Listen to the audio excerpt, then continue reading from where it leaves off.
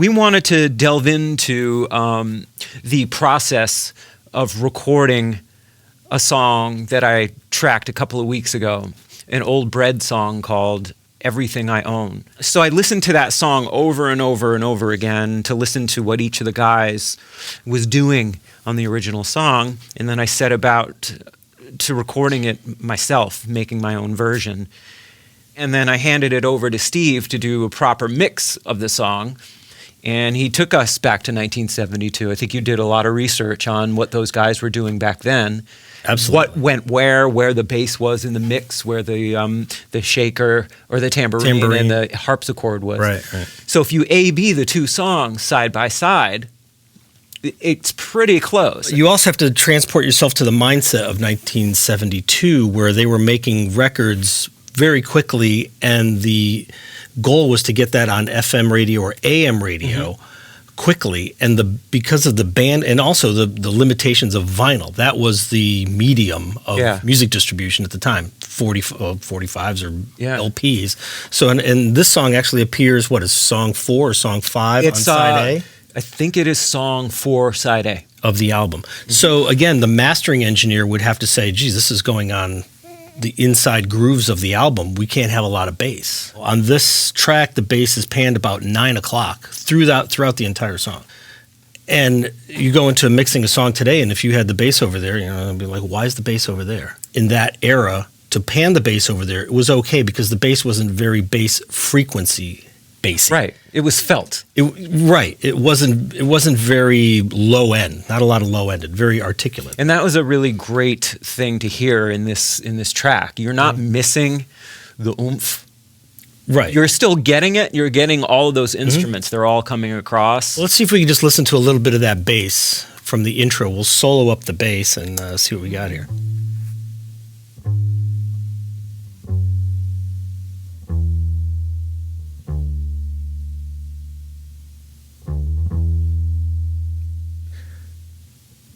That's the first moment in the song, in the original song, and of course, in this one, where the bass makes its appearance. And when it makes its appearance, you feel it. I think drums were just very simple, like just keep the time. Mostly hi-hat. And Mike Botts did some great fills as the chorus approached each time, just like a nice, very AM Gold type fills. So we started off with this acoustic, and if you listen to the original version, I believe, and of course I wasn't there, but I believe it was recorded, sang, and played at the same time. I think because the song starts out, the guitar is panned to the right a little bit. Then when he starts singing, you hear the guitar kind of jump to the middle when they bring his voice up. I don't know, how did you start this? Did you start with the bass? I actually began with a click track, and I started with the acoustic guitar. I did a strummed acoustic guitar part to kind of get through the whole song and the structure, realizing that strummed part with a pick was only going to be there in select spots because for the most part it's him finger picking. Right. So that part just remained as a template for everything else. Once I got the template, I put the bass on, and then I put the drums on, and then everything else. Right. And then I did the finger picked guitar last. There's just the main guitar, because that's the one that starts out the song. Yep. And the other thing about that is the main track, which is the violet one. In the choruses, those are both strummed. Right. So both of those are utilizing a pick, because you can't really with your fingers. It sounds sloppy. Right. And you can hear that in the original recording where it becomes strummed. Right. So towards the end of the song there's a good example of that. They're both strumming. Yeah. Right. Now, to listen to these by themselves, you'd go, boy, that's just an absolutely terrible sounding acoustic guitar. Right. Or like, it sounds very dull. Right. But again, we had to mirror the original. Yeah. And, it's tough. Like I said, if you're panning a bass or you're doing mono drums in today's day and age, it's weird. Or everything panned really weird. I was really in the mood to do something written by David Gates. I just love David Gates, and I could have picked any number of songs, even more obscure ones. But everybody knows this song. This song was kind of speaking to me. Another big instrument is the harpsichord. It turns out, the Wolf sisters, their dad actually builds clavichords. That's what he does. He builds these beautiful clavichords. Well, send one down. Yes, send one to us. To an extent, I followed what Larry Knechtel had done on the original Bread song, but I took some liberties of my own. Right. So to pull this song apart, and I mean it's 2 guitars, bass, harpsichord, strings, vocals and background vocals, drums. Yeah. So there's not a lot of instrumentation, but it works pretty well. So here's a little bit of that harpsichord.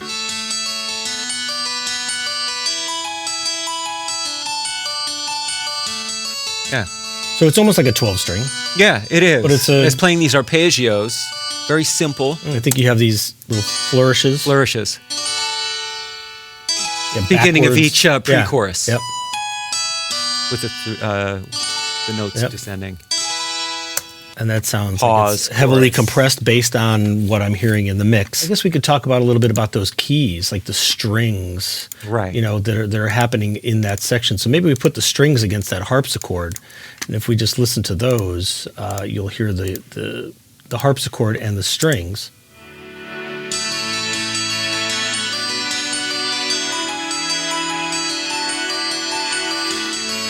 Yeah. And in the original mix, they are so heavily panned. There's really nothing in the middle, which is strange. Right. And I actually in the mix, I did have to resort to some 2020 mixing technology, and I used the Waves center, huge, and I took out the whole center of the mix and just pushed it really wide. So with Pro Tools and all the technology we have, there's some plugins that are just absolutely brilliant, and oh, absolutely. I took this, the mixing ideas. Well, I couldn't use anything that wasn't made after 1972. I couldn't use DBX compressors. I couldn't use a lexicon reverb. Right. A distressor. You can't use those things. So obviously we're using a mixing console that was built in 1992, a Pro Tools system that's the latest modern technology. But the plugins that we used on this are very simple, and I don't know what the console they used back then. It might have been a Quad 8 or something, but the EQs were probably very simple, high, mid, low. So we're employing some plugins in Pro Tools that emulate 60s and 70s somewhat period correct. In the channel strip to use EQ, I'm using this Abbey Road's 12345, the TG 12345, which has a little compressor in it and also has treble, presence, and bass. And that's it. So it's basically a treble, mid-range, and bass EQ. Very simple for the channels just to EQ. And if I really wanted to get a little more specific, I used the Puig Tech, which is a Pultec EQ from Waves. And that just gives me a little bit more flexibility in the EQ. Those would have been outboard in the if a good studio had 4 of those things in the 70s, that was pretty well equipped. And then the tape machine, running things at 7.5 IPS, running things at 15 IPS. This is from Universal Audio. It's the Ampex 102, and you can add tape noise. You can over-bias things to give it a fuzzier sound. Growing up with tape machines, I know how to try to get the best out of them, and I also know how to get the worst out of them. Switching into this technology has been a really great thing because we can still get the sound and still use a lot of the old school gear that we've got, but utilizing this technology so we can, we're not getting 15 minutes of recording time on a $400 recording tape. Right. Now we can still get the sound we want to get, a classic sound, because it's like Steve and I have talked about, and I've talked about it with a lot of the artists that we've worked with. It's not an analog sound you're looking for, it's a classic sound. We know how to get a classic sound. So in terms of getting additional plugins, the LA2A, which we have an LA2A in the rack, usually for printing vocals or bass, we use that a lot. But I use that in the mix for some things, and an 1176, which would have been around back in 1972, black ones, blue ones. In turn, like I was saying, we couldn't use lexicon reverbs, and we wouldn't want to because we're trying to go for that period correct. And the reverb that was the biggest staple in 1972 would be the EMT 140 plate, the plate reverb. So, and listening to the song in headphones, vocals had reverb on them, but the reverb was mono. Now, in today's mixing thought process, mono reverbs are kind of weird. Like you want spaciousness. You want drums that are kind of roomy and sound, like they're in a room. Back then, it was just, the more carpet we can get in the drum room, the better. And I tend to prefer, but this is all pretty much what he was doing. I followed it. Just keeping a tempo. Yep. As the build, chorus. Tambourine over on the right side. But very simple There's a little mono bit of swing drums going on, but simple. Right. It's basically backing up the acoustic guitar.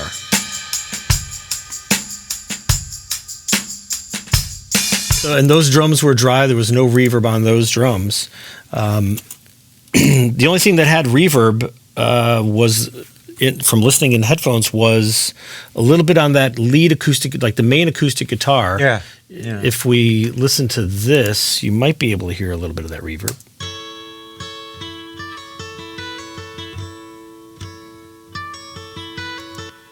Yeah. Just a little bit. And then it's very close. I don't know what guitar David used originally. I know that he preferred in the studio Martins, but I used my Gibson Jumbo Royce Mech. Let's see if we can we'll get rid of that acoustic, and then maybe we add that acoustic. But here's the vocal by itself, and you'll hear the reverb on the vocal. You sheltered me from harm, kept me warm, kept me warm. But I feel like that's the kind of thing that really helps when working with artists. Too, is listening and thinking about how something could be even better. So there's also some background vocals. Maybe we'll just listen to this one little section right here, just vocals only. Here's the part of me I can't let go, and I would give anything I own. I give up my life, my heart, two harmonies, my home. And then here's the four part.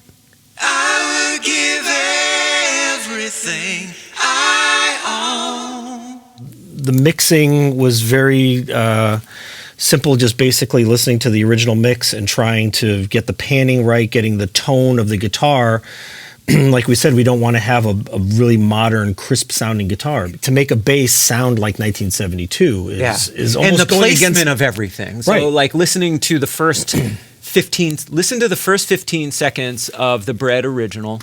Listen to the first 15 seconds of this, and it's really hard to tell the difference. Right, because it pushes me as a musician to become better, having to learn something and go down the rabbit hole and listen to each moving part of a song. I've never been pushed in that way. I've always just relied on the skills that I've already had. Right. Which I wouldn't say I've coasted on, because I'm always inspired and I love the work, but to an extent you do. Right. And I know that, putting in the work and having Steve, pushing me, which there's no better person to push me. I'm the devil. Yeah, he's our devil. People are really enjoying the song, and they're not loving it because it's necessarily an exact replication of the song. It's just a beautiful song, and I did it the best way I could have. But I think the next one, if we go forward, we're going doing this, and to just keep nailing them. You sheltered me from harm, kept me warm, kept me warm. You gave my life to me, set me free, set me free. The finest years I ever knew were all the years